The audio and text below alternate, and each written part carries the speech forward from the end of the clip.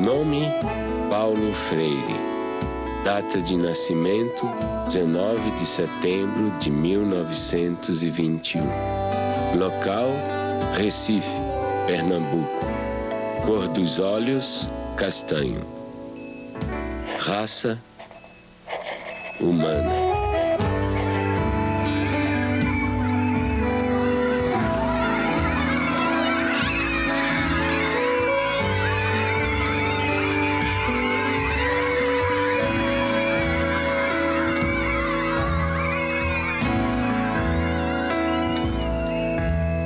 Meu primeiro mundo foi o quintal de casa, com suas mangueiras, cajueiros de fronde, quase ajoelhando-se no chão sombreado.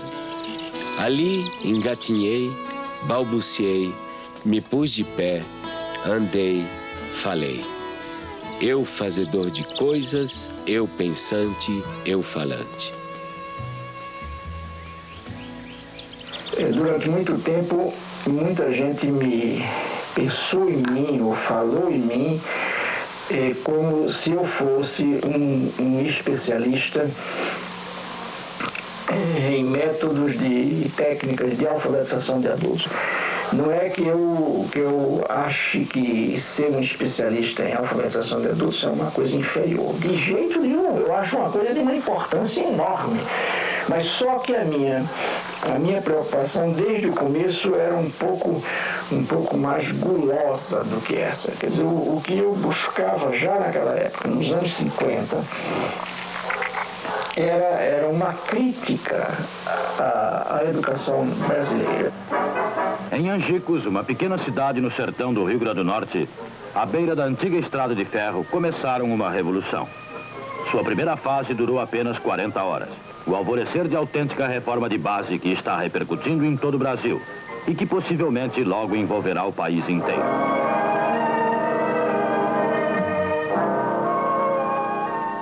Eu tinha 6 anos de idade e tenho várias lembranças de lá, do Círculo da Cultura. Aprendi a ler sentada no colo do meu pai. Isso me fascina. Recordar o passado é viver 2 vezes. Eu sempre soube viver 2 vezes. É sofrer. Não, é quase viver 2 vezes. É melhor viver 2 vezes. Olha, pela maioria, eu sempre soube que era viver. Recordar o passado é viver 2 vezes. Recife. Ninguém mais pode ficar indiferente ao problema do analfabetismo em nosso país. As soluções aí estão. Não se pode recusar 40 horas a um homem que tem sede de saber, ou fome da cabeça, como dizem em Angicos, que precisa estudar, que tem esse direito até agora negado à maioria. Se lembra quando nós chegamos à cidade, a esta cidade aqui, para fazer aquele levantamento? Neida era muito pequenininha, tinha 6 anos, nem se lembra ainda, né? Mas eu me lembro alguma coisa. Eu lembro porque passou um jipe com alto-falante anunciando que ia chegar essa escola e as pessoas não acreditavam muito. Eu vi minha mãe dizendo assim para meu pai que queria estudar. Ele disse, isso não chega pra gente, não. Cabia a nós fazer um plano de alfabetização e educação de adultos, visando 100 mil matrículas, uma maneira de mudar a situação.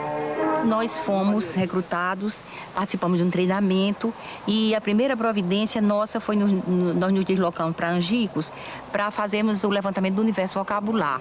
Então íamos de casa em casa e ao final selecionaram, ele selecionou em Recife as palavras geradoras. No conjunto delas estava contido justamente todos os fonemas da língua portuguesa. Começando do mais simples, por exemplo, em Angicos a primeira palavra geradora foi belota. Então você sabe, belota são 3 sílabas fáceis, mais fáceis, não é? E muito usadas. Então, a partir das palavras, quando nós vencemos todas as sílabas, aí começamos a formar as frases. Olha, a velocidade com que isso ocorre, na primeira aula de alfabetização, quando se vai escrever num caderno, a folha do caderno é insuficiente para escrever 3 sílabas. E o lápis fura a folha do caderno. Naquele momento em que eu comecei a aprender com a classe trabalhadora, o que significava ser uma consciência dependente, uma consciência política dependente. Um ciclo da cultura é o nome que nós demos, Paulo Freire deu, para substituir a classe de alfabetização.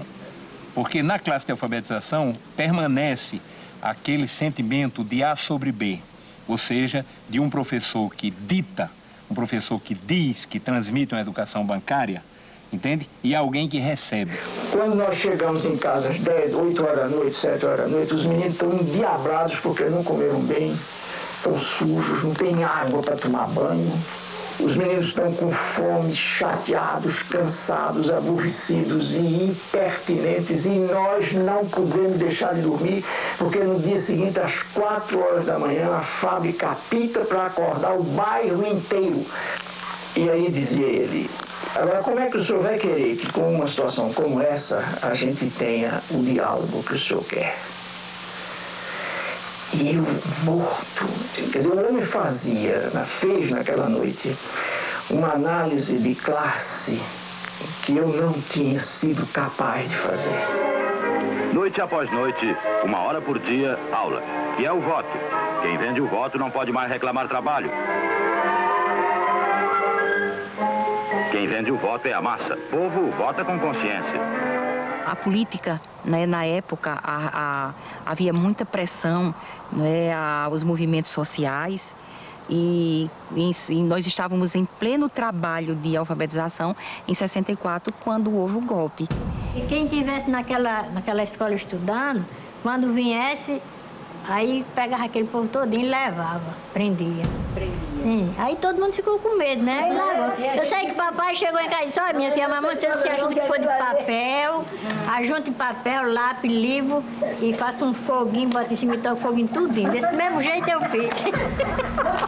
A mesma coisa eu fiz. Eu peguei todo o meu material, que eu tinha os slides, tinha tudo. A pena que eu tenho, se lembra daquele projetor, que era um projetor a gás, que eu ficava até não sei que hora da noite bombando, e a lâmpada Coleman, tive que dar fim a tudo, porque eu enterrei no muro da minha casa. Tenho a convicção de que o Brasil seria outro hoje se essa atividade não tivesse sido interrompida brutalmente, pelas razões que foi, ou seja, para inviabilizar exatamente a emergência desses que o projeto político pretendia e conseguiu que continuassem como excluídos.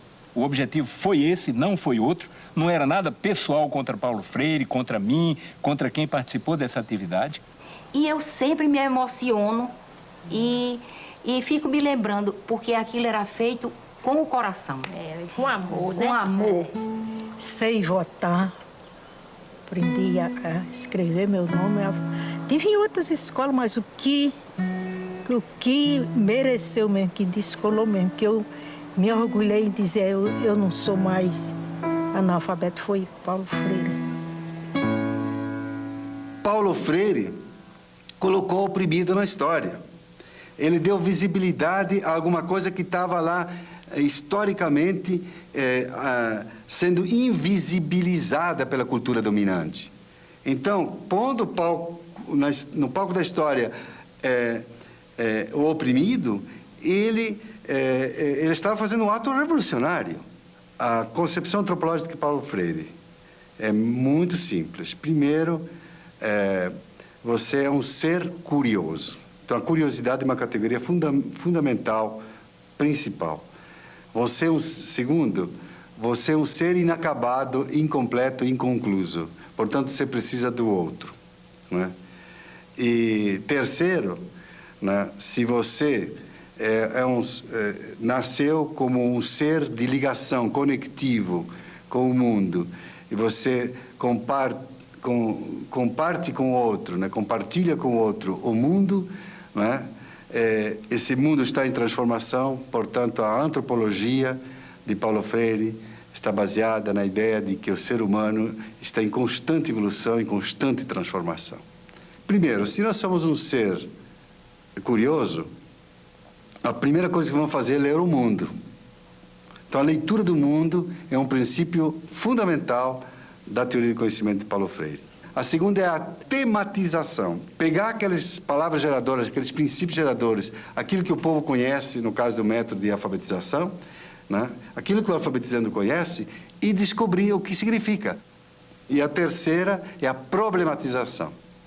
Você vê, a problematização é o momento culminante do método freiriano. Então, por isso que Paulo dizia, não quero saber de ser conhecido apenas como alguém que inventou o método, porque exatamente o seu método está ligado à sua teoria de conhecimento e à sua antropologia. Professoras, professores, alunos e alunas, boa tarde. E nós já estamos em nosso horário de começarmos o nosso turno vespertino. Nós teremos as nossas atividades na Sala do Lego, na biblioteca, atividades de agricultura, e com certeza será mais uma tarde de uma construção da nossa aprendizagem. Então, assim, ao iniciarmos a escola, fizemos a proposta aos servidores, aos trabalhadores da educação aqui. Vamos estudar Paulo Freire, vamos compreender a sua proposta de educação, essa perspectiva de humanização, de libertação, de conscientização. Então, assim, a escola não existia e depois veio Paulo Freire. Paulo Freire existia antes em nosso coração, como uma proposta de vida. E, assim, a proposta conosco, depois surgiu um espaço concreto para vivermos a prática dessa teoria. A gente tentando e era difícil mesmo. Como pegar um aluno que vem da roça, passa 2 meses em casa, 1 mês só aqui, e fazer esse menino, né? Aí o jeito foi o quê? Mergulhar nas leituras e aprender com esses teóricos, né? E a base da gente foi Paulo Freire pelo fato de ser uma coisa mais próxima da gente.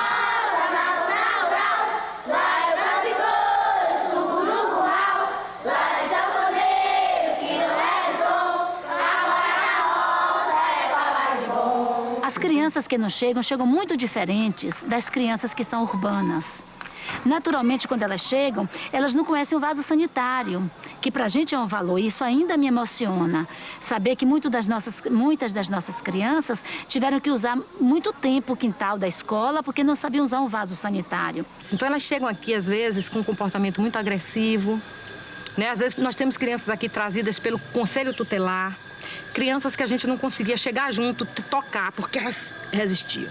E hoje a gente vê, assim, transformação mesmo na vida deles, né? Hoje são crianças que sentam no colo, se a gente senta, eles vêm, chegam, sentam no colo. Crianças que a gente teve grande dificuldade para chegar junto. Ficou nervosa?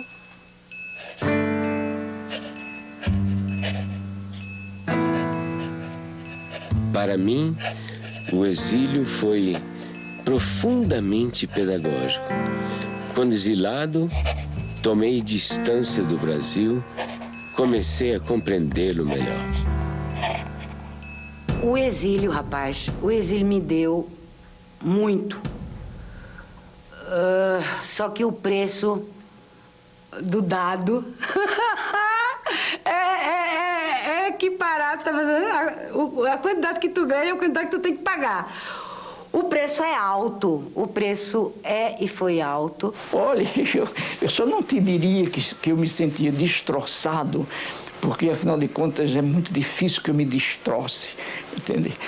Mas eu sofri profundamente. Então, havia dimensões da nossa cultura que me fustigavam, como, por exemplo, o gosto da comida. Nós, claro, tínhamos muita saudade do clima, da gente, da língua, né?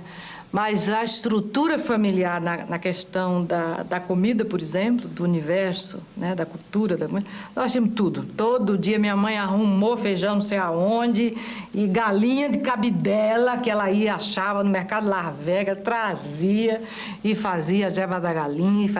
Era uma comida que, se você entrasse, era uma casa pernambucana, era uma casa brasileira. E não há como sacrificar a sua identidade cultural. Eu nunca me senti melhor do que ninguém porque sou brasileiro, mas nunca me senti pior do que ninguém porque sou brasileiro.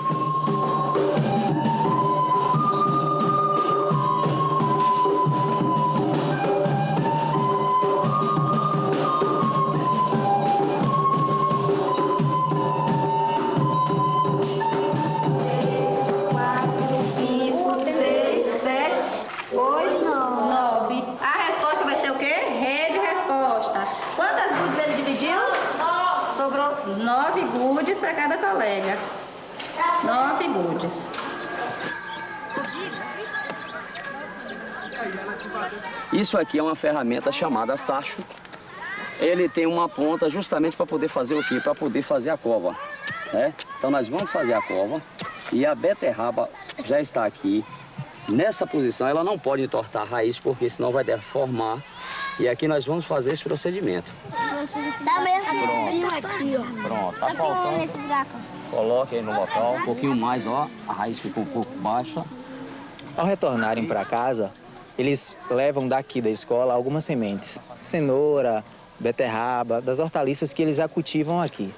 Lá, eles têm o objetivo de, ao chegarem lá, passarem para os pais o conhecimento que eles acabaram adquirindo aqui ou então que reforçaram já tendo esse tipo de conhecimento. Lá, eles fazem o que fizeram aqui. Alguns já assim vendem, eles chegam falando, ó, a gente ganhou dinheiro, porque eu plantei o coentro, plantei alface, plantei isso aqui.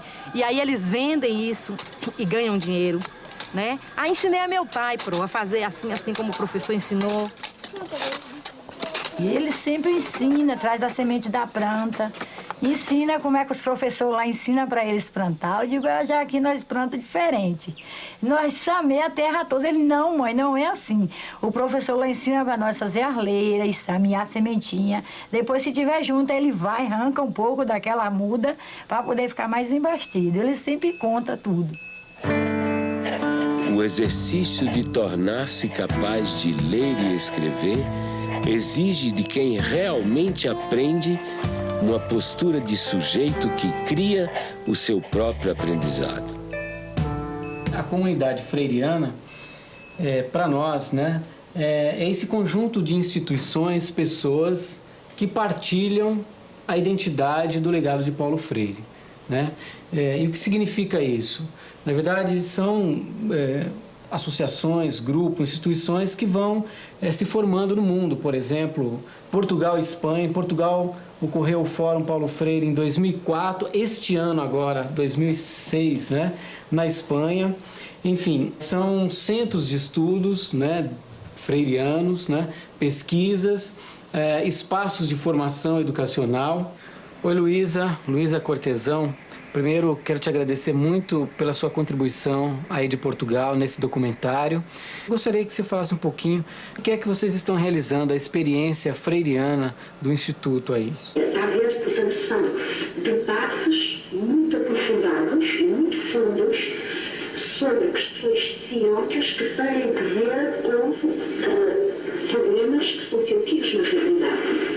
Fizemos, o título é Exclusão ou Exclusões, e fizemos, por exemplo, uma análise de problemas de exclusão social, de problemas de exclusão na saúde, de problemas de exclusão na justiça, de problemas de exclusão no trabalho, de problemas de exclusão na educação, e agora esse ciclo vai terminar com uma análise sociológica da problemática da exclusão. O que te levou a fundar uma cátedra Paulo Freire aí na Suécia, num local em que, digamos assim, há tão poucos oprimidos? Aqui em Suécia, depois de los años 70, que a gente conheceu aqui a Paulo Freire, há renascimento de interesse. Aqui em Uppsala, há projeto muito interessante de desenvolvimento sustentável, meio ambiente, não? E essa gente está muito interessada em los esquemas de conscientização, ¿no?, de pensamento crítico freiriano. Efectivamente, he trabajado con grupos étnicos oprimidos, incluso grupos indígenas, con camponeses, con operários também, não? São dois traços de personalidade de Paulo. Primeiro, essa generosidade do menino aberto ao mundo sempre que quer conhecer, essa alegria de conhecer o mundo. Segundo, a conectividade, que já é uma qualidade do adulto. Conectividade e a relação. Eu acho uma definição perfeita para qualquer ser humano decente.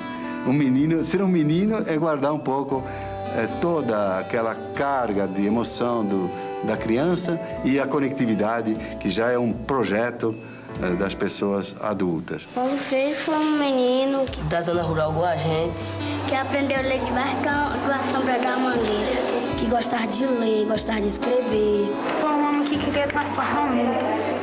O momento em que o pai estava a trabalhar, né, Na famosa biblioteca, no espaço de trabalho dele, né?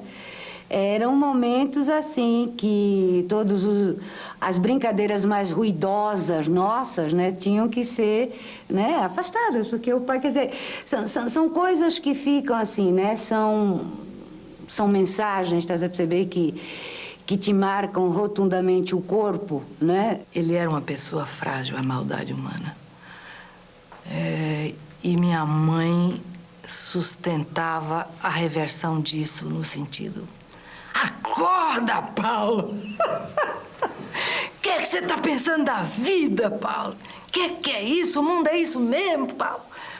O paizinho nunca foi, assim, um pai no sentido de um pai físico muito constante. Não foi, isso não tem problema nenhum, digo isso mesmo, porque assim eu o percebia. Mas, no entanto, estás a ver, quando o desgraçado estava presente, mas ele estava presente com interesse, que, putz, imagina, era amplamente suficiente. Um homem extremamente humano, né? Extremamente bondoso, mas que também sabia ser muito duro quando era necessário com as pessoas, né?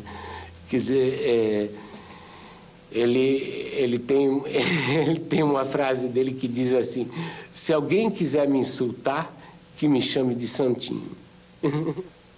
No campo pedagógico é muito mais atual Paulo Freire, porque a Unesco, por exemplo, colocou os 4 pilares da educação do futuro, né?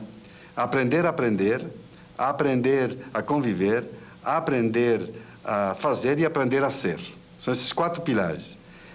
Isso está dentro da teoria de Paulo Freire. Só que Paulo Freire acrescentaria um 5º, aprender por quê, contra quem, a favor de quem. Ele politizaria muito mais esses 4 princípios, 4 pilares da educação do futuro, evidentemente. Ele sempre coloca a questão do porquê.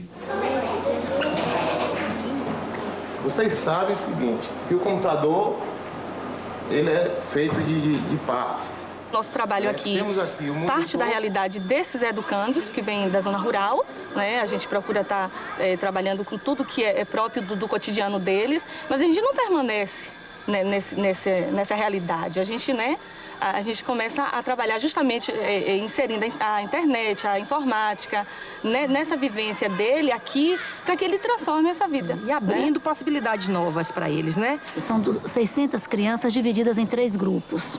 3 grupos de 200. Enquanto nós temos conosco 200 crianças imersas numa educação formal, nós temos 400 crianças em suas casas, sendo visitadas pela equipe itinerante. Então, lá na roça, a equipe itinerante corrige atividades, dá orientações, trabalha com a questão da agricultura, que já é trabalhada aqui, mas fortalecida em casa, porque as crianças ensinam também aos seus familiares. E a equipe itinerante faz uma avaliação desse trabalho, assim, que a escola orienta para o aluno executar em sua casa. 2 mais 5. 7. 4 mais 1. 5.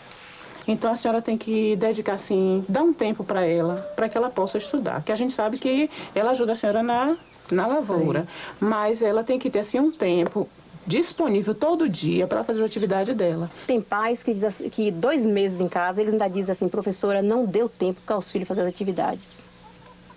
Porque, às vezes, eles tiram os filhos das atividades que levam para casa para pôr na mão de obra. Porque tem que ajudar nas despesas da casa. Eu estou trabalhando agora com atividades de artes. E essas atividades é uma atividade que desenvolve a coordenação motora, cognitiva e também ajuda no desenvolvimento da criatividade de cada criança. Ó, o restante fica em silêncio e vai terminar a tarefa, tá certo? Tá. Ali, um cantinho que fala. Nadson, pode vir, Nadson.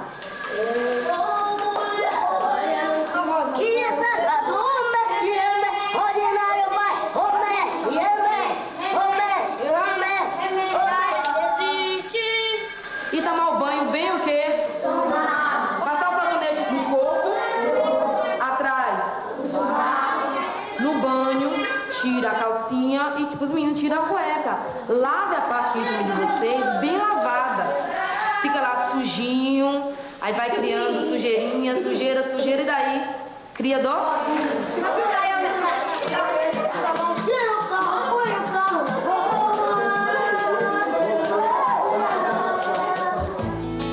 Foi aprendendo que percebemos ser possível ensinar.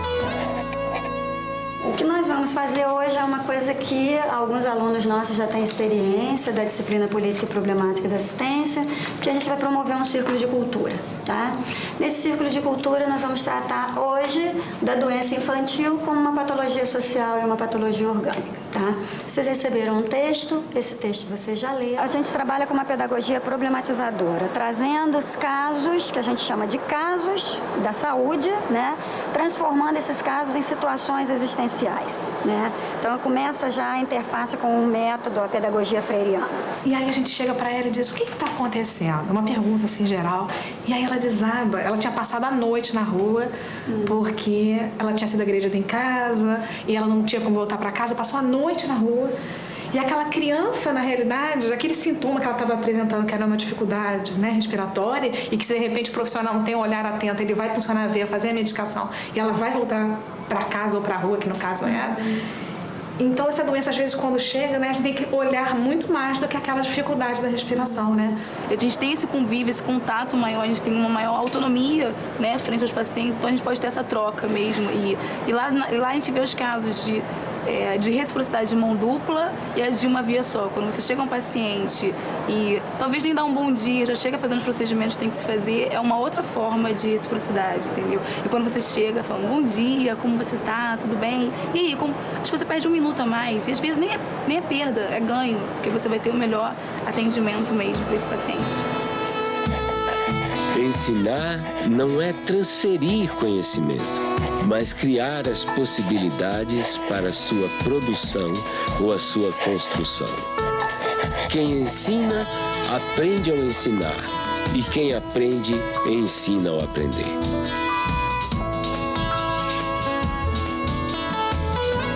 Pedagogia do Oprimido, que é um livro que já estava praticamente pronto em 68, mas que saiu publicado pela primeira vez em 70, e que é o principal livro do Paulo Freire, o mais importante. Há pouco tempo encontrei esse livro, Pedagogia do Oprimido, 15ª edição.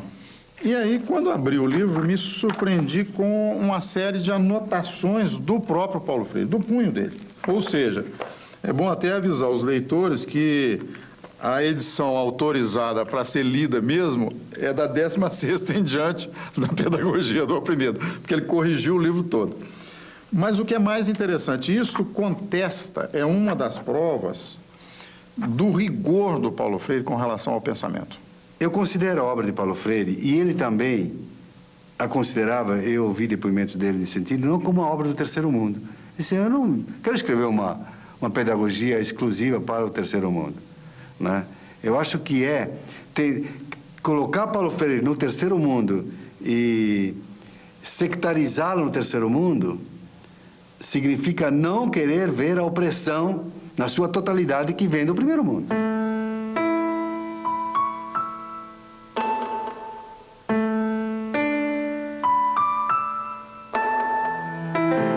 Ela foi a primeira leitora da pedagogia do oprimido, né? Ou seja, ela tinha uma sensibilidade, por exemplo, muito grande para escolher as palavras geradoras do método de alfabetização. E a Elza era uma grande educadora e que, inclusive, não acreditava que eu fosse outra coisa que não educador mesmo. Quer dizer, eu me lembro de uns sonhos que eu andei tendo na minha mocidade de ser juiz de direito, de fazer uma carreira por aí. E ela me dizia, rindo, apesar de todo o respeito que eu tenho pela magistratura, eu acho que você é mesmo um educador. Porque era um diabo de um amor, rapaz. Tão soberanamente amor. Mas amor no sentido de desprendimento. Amor no sentido de consciência do outro. Olha só que coisa, né? Quer dizer, ela teve um papel indiscutível na minha vida durante um longo período em que nós vivemos sem hiatos, não? Casados durante 42 anos, é um tempão, um negócio fantástico. Quando minha mãe morreu, meu pai morreu também. Morreu e eu escrevi até um poema falando disso. Quando minha mãe morreu, eu perdi meu pai, né? Fiquei órfã de pai e mãe e vou por aí. E ficou um pedaço de pai conhecido e um pai completamente desconhecido, que era aquele meio morto, né? Quando a Elza morreu, é óbvio que um cara que amou desse jeito, quando morreu, a pessoa que ele amou, morreu nele e com ele um bando de coisa. E, inclusive, morreu a vontade de viver.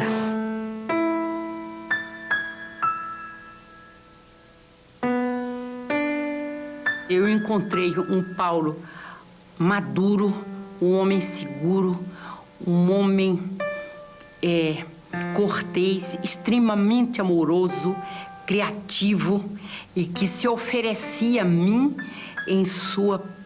na plenitude das suas qualidades. Nós temos que educar para sermos seres mais. E o ser mais em Paulo é isso, é ser mais humanos, ter mais qualidade enquanto gente.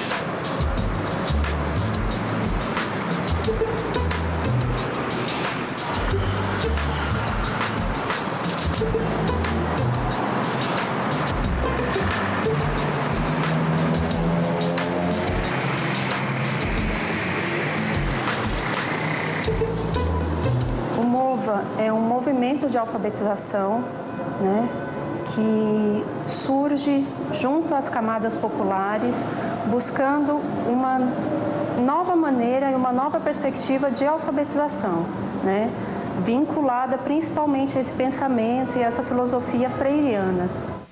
Logo que o Partido dos Trabalhadores ganhou a eleição em São Paulo, e através da prefeita Luísa Erundina, e antes mesmo dela convidá-lo para secretário, eu e o Paulo começamos a conversar sobre o desafio que estava colocado de criar um grande movimento de alfabetização de jovens e adultos na cidade de São Paulo. E logo a primeira ideia fundante era justamente essa ideia de que teria que ser um movimento. Aí por isso se chamou MOVA. Eu acho que uma das tarefas da educadora progressista hoje, com relação aos movimentos populares, é exatamente aprendendo com eles, com os movimentos populares, ensinar também. Quer dizer, não há por que temer, que tem o dever e a tarefa e o direito de ensinar também aos movimentos. De jeito nenhum eu jamais me entregaria aos movimentos como eterno discípulo deles. Mas de jeito nenhum, porque é mentira e é falso. Também não sou o eterno professor dos movimentos, mas eu sou o educador. É uma maneira diferente de aprender, entendeu? É uma maneira que eu não aprendi assim na escola, entendeu? Eu fiz até a 8ª série e muita coisa daqui não foi ensinado na escola. Aqui dentro do estado de São Paulo, trabalhando com esse público de catadores de materiais recicláveis e através da alfabetização, da leitura, da escrita, da matemática, das ciências, está ajudando as pessoas a se envolver um pouco mais nesse contexto e entender um pouco mais esse trabalho que elas fazem. E está instrumentalizando principalmente para que eles possam ser aceitos e inseridos dentro da sociedade que a gente vive. Eu não sabia como lidar com o preconceito das pessoas, entendeu? E aqui nas aulas eu estou aprendendo como lidar com isso, entendeu? O pessoal fala, nossa, mas você cata lixo? Não, eu não cato lixo, eu reciclo, entendeu? Lixo é o que você faz na sua casa.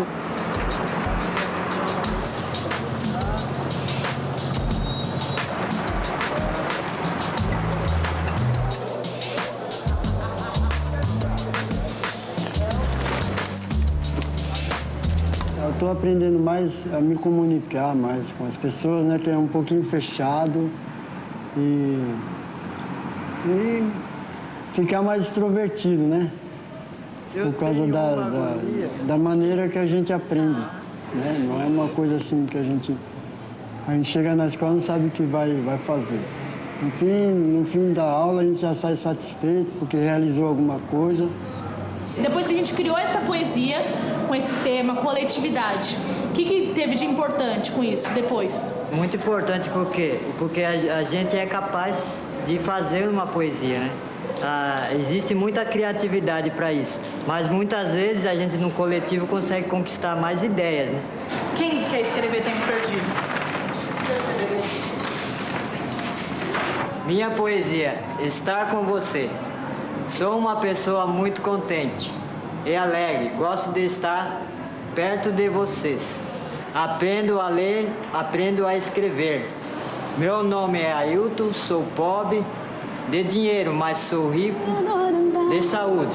Sobre as águas do mar e a luz brilhar ali pela rua passar sem saber o que, me sentindo tão só, sinto que é amor, sigo o amor, amando-te assim.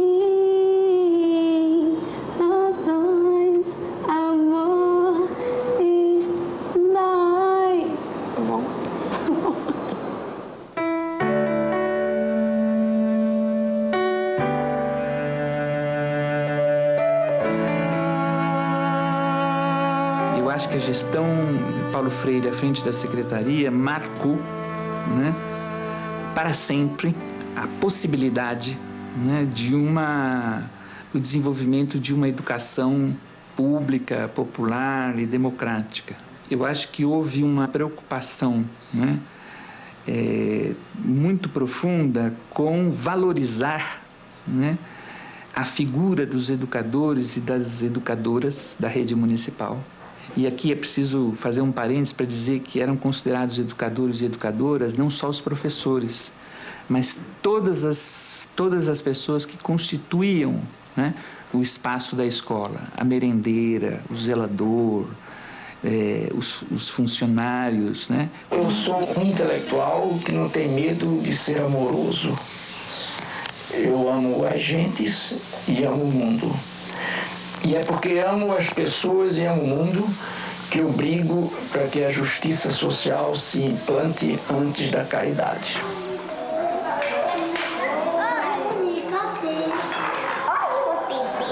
Ninguém começa lendo a palavra, porque antes da palavra, o que a gente tem para ler, à disposição da gente, é o mundo.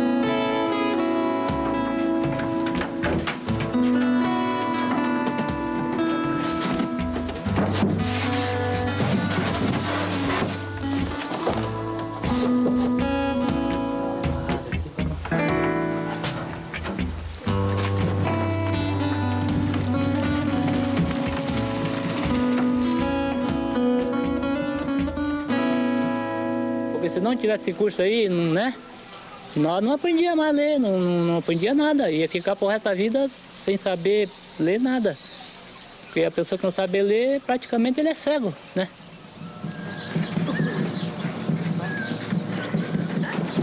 Vamos, peixe.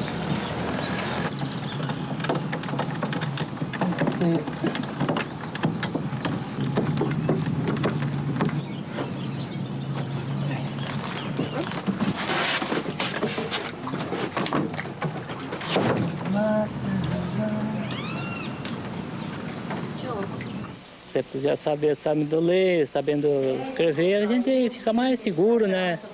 Tem mais jeito para chegar, conversar, né? Então, nós gostaríamos de saber se esse projeto que nós estamos trabalhando com vocês, se desenvolveu alguma coisa boa. Por isso que eu escolhi uma palavra para comentar com você, para comentar nesta aula, né? Então, essa palavra é cidadania. Chega em casa, olha, que a professora me deu isso, tem essa lição para me fazer. Se entende, dá uma força para mim, me explica. Se eu entendo, eu dou uma força para ele, ensino ele. Ensino ele para se desembaraçar mais, né, na lição. Mas eu acho que ele aprendeu bem mesmo. Esses meses que ele está na escolinha. Porque a gente que trabalha de empregada doméstica, assim, né? A pessoa não sabe dos produtos que tem que passar para limpeza, né? E assim, aprendendo a ler já é uma força, né? Boa, né? Sabe o que produto que vai usar. Vem aqui, filha. Sabe o produto que vai usar. E tá, deu uma força boa. Ela vai na escolinha comigo também todo dia. E ela tá fazendo o prezinho. Eu aprendo mais com ela, né? Ela aprende comigo. Assim a gente vai indo.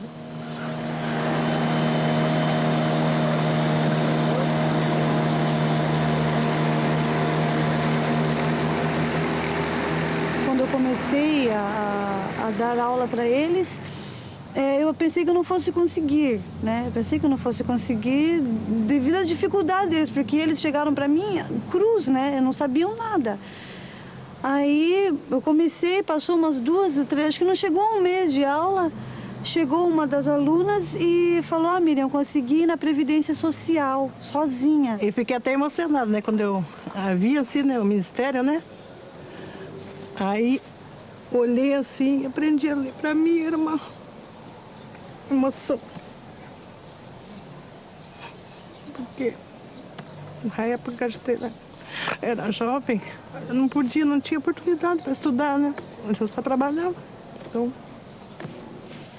eu dei graças a Deus, né? Por essa oportunidade, né? Que a gente teve agora de estudar, porque tudo tem seu tempo, certo, né? A alfabetização é uma experiência criadora.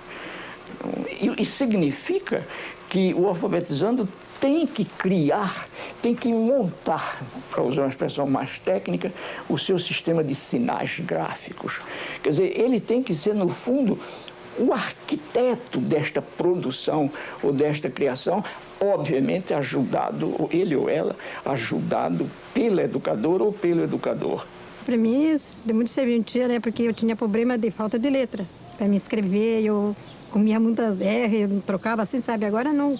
Já estou bem melhor, graças a Deus. Quando eu vou no banco sacar dinheiro, qualquer coisa que eu vou fazer no banco assim, eu já não vou com aquele medo que eu tinha, sabe?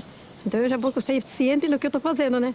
Nosso Vale do Ribeira aqui, o Iguape, o que se faz mais necessário para nós aqui, dessas coisas ou de mais alguma coisa que você não falar? Em primeiro lugar, estudo, né? Em segundo, para mim, é emprego. E vindo a indústria, fábricas, essas coisas, aí gera emprego, né?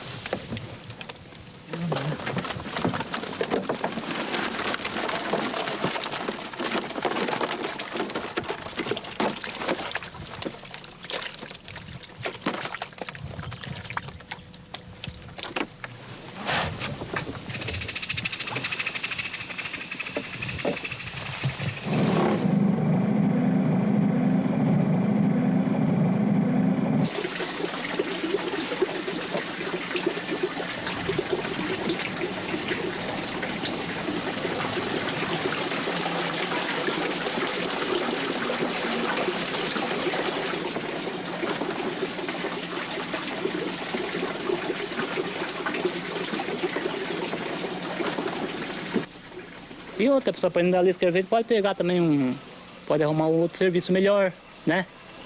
Tem tudo isso, então eu estou estudando e graças a Deus estou aprendendo. Vamos ver se chegou lá, né? A família é o maior bem que a gente tem. É feliz quem uma tem, ela tanto ajuda e definir também. Quem tem mãe tá numa boa, quem tem pai tá numa toa. Tem momentos que a gente discute e tem outros que a gente curte. Tem momentos que a gente discute. Quando veio a ditadura, a primeira coisa que fez foi um projeto que, se não me engano, se chamava Mobral e que tinha como lema o seguinte: é preciso ensinar as pessoas a ler para que elas possam ler as ordens que vêm por escrito, que era exatamente o contrário do processo dialogal do Paulo Freire, que tem tudo a ver com o teatro do oprimido e com Sócrates, que também usava esse processo do diálogo para que se chegasse a uma descoberta. Agora, para que você atinja o conhecimento, não basta ter a informação. É necessário juntar a informação que você recebe com aquelas que você já tinha e daí poder concluir com uma decisão ética, com uma ação ética, não é? São esses os momentos do conhecimento real. E o ensinar, se a gente não recebe daquele a quem ensina nada, nós vamos estar pondo na cabeça dele algumas informações que podem ser verdadeiras, mas que não vão servir para nada, e na nossa cabeça nós vamos apenas estar despejando alguma coisa que temos sem nada receber em troca.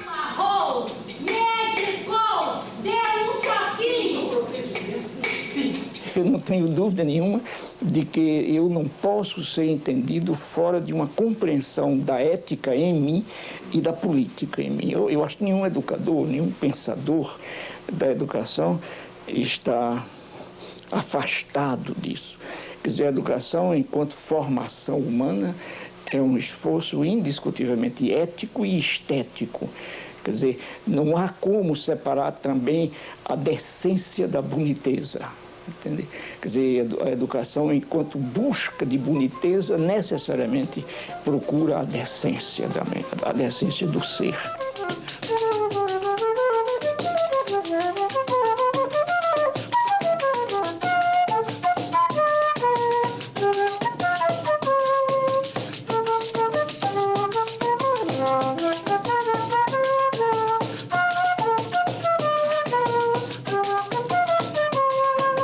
Os instrumentos, eles são um meio de transporte para a música que está dentro de cada um de nós, né? E a gente tem que desenvolver, é importantíssimo que o aluno primeiro, ele desenvolva essa noção dos sons mais agudos, dos sons mais graves, da percepção dos sons, antes de entender a música no papel.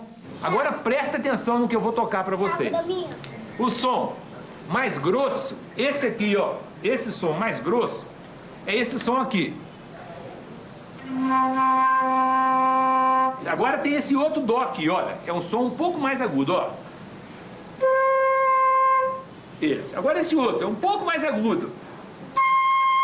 E esse último é muito fininho, parece um passarinho ou um bicho que tem um som muito fino, ó. O processo de alfabetização musical, do início da aprendizagem musical das escolas tradicionais, ele trabalha da forma contrária. E aquilo que me motivou a desenvolver esse trabalho a partir da perspectiva freiriana. Então, o aluno, ele levanta, digamos, a nota Dó, né? Dó, Ré, Mi, Fá. E o TEDEM diferencia essa forma de aprendizado porque fica em destaque, não é? Fica o espaço vazio do som do som que você está querendo produzir, reproduzir, não é?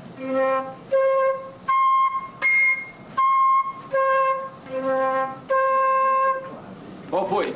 Isso, muito bem, os dois acertaram. A ecopedagogia é um capítulo da pedagogia do oprimido. Por quê? Se a gente considera a Terra como um ser vivo e em evolução, hoje essa Terra é um grande oprimido. Nós vivemos de forma insustentável.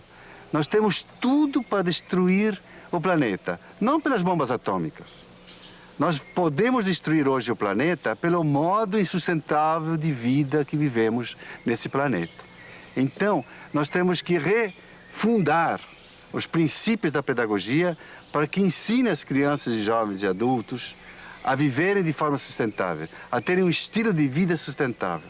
Então, eu creio que esse vai ser o grande tema do século XXI. E Paulo Freire é esse educador do século XXI, porque estava extremamente ligado a essa temática da sustentabilidade. Quer dizer, há pessoas que me consideram um sonhador, e eu sou um sonhador, mas não um sonhador maluco. Entendeu? Mas há pessoas que me consideram um idealista, mas um idealista perigoso. Entendeu? E para mim, não. Para mim, a esperança faz parte disso que a gente vem chamando natureza humana. Eu gostaria de ser lembrado como um sujeito que amou profundamente o mundo e as pessoas, os bichos, as árvores, as águas, a vida.